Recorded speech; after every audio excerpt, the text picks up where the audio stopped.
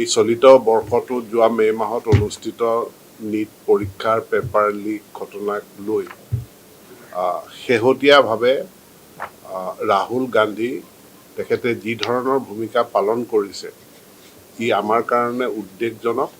গণতন্ত্ৰৰ কাৰণে ক্ষতিকাৰক আৰু শিক্ষা তথা যুৱ প্ৰজন্মক ভুল পথে পৰিচালিত কৰাৰ এক ষড়যন্ত্ৰ মাথোঁ। আজি প্ৰধানমন্ত্ৰী নৰেন্দ্ৰ মোদী ডাঙৰীয়াই আজি টুইট কৰি তেখেতে আজি ৰাপুৱাৰ ভাগতে লিখিছে, মই টুইটটো পঢ়িয়ে দিব বিচাৰিছোঁ। Nothing is more important than the welfare of the future of our youth. We have decided to set up fast-track courts to ensure swift and stringent punishment for those involved in paper leaks.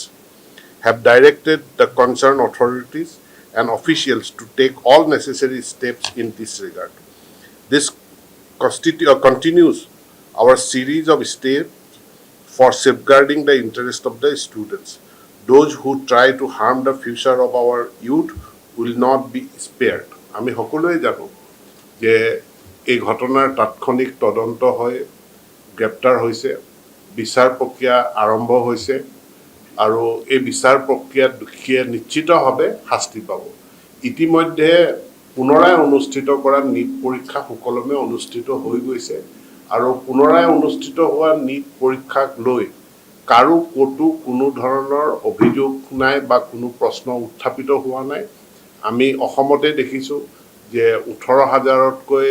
অধিক সংখ্যক ছাত্ৰ ছাত্ৰী, প্ৰায় 18,400 ছাত্ৰ ছাত্ৰী যি qualify কৰিছে আৰু সেইসকলৰ ভিতৰত আমি দেখিছোঁ যে সাধাৰণ মানুহৰ ঘৰৰ, শ্ৰমজীৱী মানুহৰ ঘৰৰ কৃষকৰ সন্তানে তাত সুকলমে উত্তীৰ্ণ হৈছে আৰু যিটোৱে প্ৰমাণ কৰে যে এই পৰীক্ষা খুব সুন্দৰভাৱে সফলতাৰে অনুষ্ঠিত হৈছে। ইয়াৰ উপৰিও যোৱা সময়খিনিত আন কেইবাটাও পৰীক্ষা, বিশেষকৈ UPSCৰ দ্বাৰা অনুষ্ঠিত কেইবাটাও পৰীক্ষা সুকলমে অনুষ্ঠিত হৈছে, ছাকচেছফুলি সফলতাৰে অনুষ্ঠিত হৈছে। তো হঠাৎ ৰাহুল গান্ধীৰ এই নাটকটো কিয়? এই নাটক হ'ল যে এই ছাত্ৰ ছাত্ৰীসকলৰ বা যুৱক যুৱতীসকলৰ ইছ্যুটোক তেখেতে হাইজেক কৰি ইয়াক ৰাজনীতিকৰণ কৰিব বিচাৰিছে। এইটো অতি দুৰ্ভাগ্যজনক আৰু ইয়াক আমি তীব্ৰ ভাষাৰে যে ছাত্ৰ ছাত্ৰীৰ এটা বিষয়, শিক্ষাৰ বিষয়,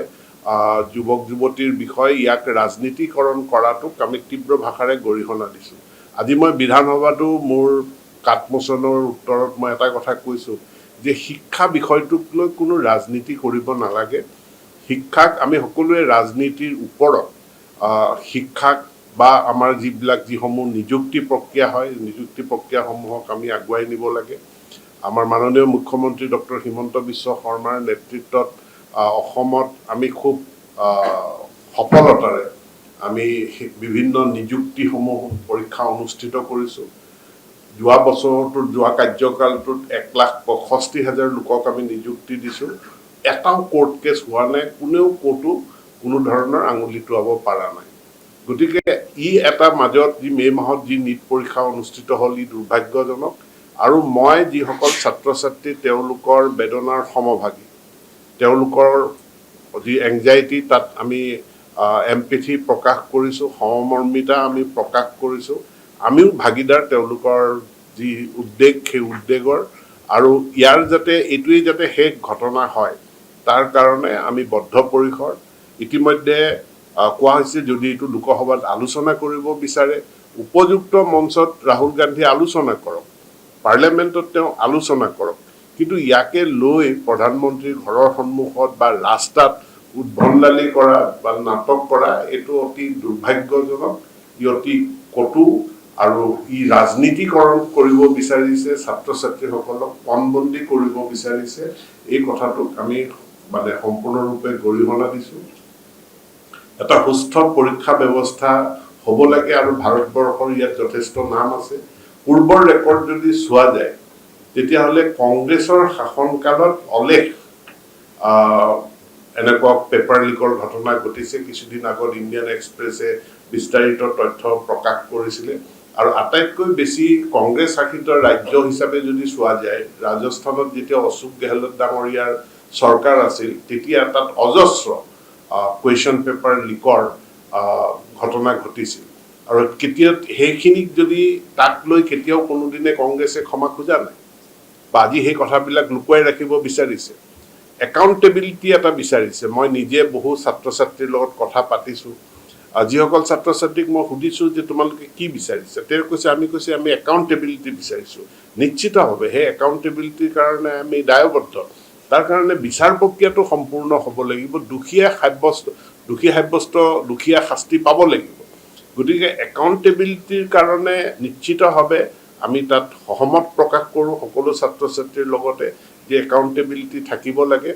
কিন্তু এই বিষয়টোক ৰাজনীতিকৰণ কৰি পেলাই এটা সস্তীয়া ৰাজনীতিলৈ ইয়াক পৰ্যবেক্ষিত কৰাটো কোনোপধ্যেই গ্ৰহণযোগ্য নহয় দ্বিতীয় কথা ছাত্ৰ ছাত্ৰীৰ ইছ্যু এটাক পণবন্দী কৰা ছাত্ৰ ছাত্ৰীসকলক পণবন্দী কৰা তেওঁলোকক ৰাজনৈতিক পণ্য হিচাপে ব্যৱহাৰ কৰিবলৈ যি অপচেষ্টা কৰিছে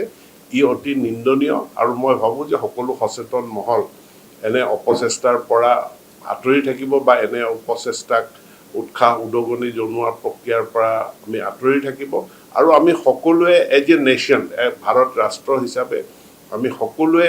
মানে একতাৰে দৃঢ়তাৰে থিয় দিম যে আমাৰ দেশৰ সকলো পৰীক্ষা ব্যৱস্থা সকলো বাছনি প্ৰক্ৰিয়া একদম নিখুঁত হ'ব লাগে দ্বিতীয়বাৰৰ কাৰণে এনেকুৱা পেপাৰ লিকৰ ঘটনা ক'তো সংঘটিত হ'ব নালাগে আৰু এইবাৰ যি কৰিলে তাৰ কাৰণে যিসকল দোষী তেওঁলোকে দৃষ্টান্তমূলক শাস্তি পাব লাগে আৰু তাৰ কাৰণে সকলো নাগৰিকে তেওঁলোকৰ মুকলি মতামত দিব পাৰে পৰামৰ্শ দিব পাৰে আমি আমাৰ যে পূৰ্বৰ সেৱা আছিল বা Assam state school education board আছিল তাত মই মন্ত্ৰী হোৱাৰ পাছত যোৱা বিগত বছৰটোত বহুত পৰামৰ্শ ৰাইজৰ পৰা আহিছিল যিবিলাক প্ৰত্যেকটো পৰামৰ্শই আমি বিচাৰ বিবেচনা কৰিছোঁ আৰু ছাত্ৰ ছাত্ৰী তেওঁলোকৰ স্বাৰ্থত আৰু তাৰ কাৰণে আমি নিখুঁতভাৱে পৰীক্ষা অনুষ্ঠিত কৰিব পাৰিছোঁ আজি প্ৰধানমন্ত্ৰীৰ যিটো টুইট সেই টুইটটোৱে আমাক সকলোকে আশ্বস্ত কৰিছে যে দেশৰ প্ৰধানমন্ত্ৰীগৰাকী তেখেতে যুৱক যুৱতীসকলৰ স্বাৰ্থটোক সকলোতকৈ আগত অগ্ৰাধিকাৰ দিছে আৰু ইয়াৰ বিচাৰ প্ৰক্ৰিয়া তেওঁ ফাষ্ট ট্ৰেক কোৰ্টত কৰিম বুলি কৈছে আৰু কৈছে যে কোনো দোষী শাস্তি হাৰি যাব নোৱাৰে গতিকে মই প্ৰধানমন্ত্ৰীক তাৰ বাবে ধন্যবাদ জনাওঁ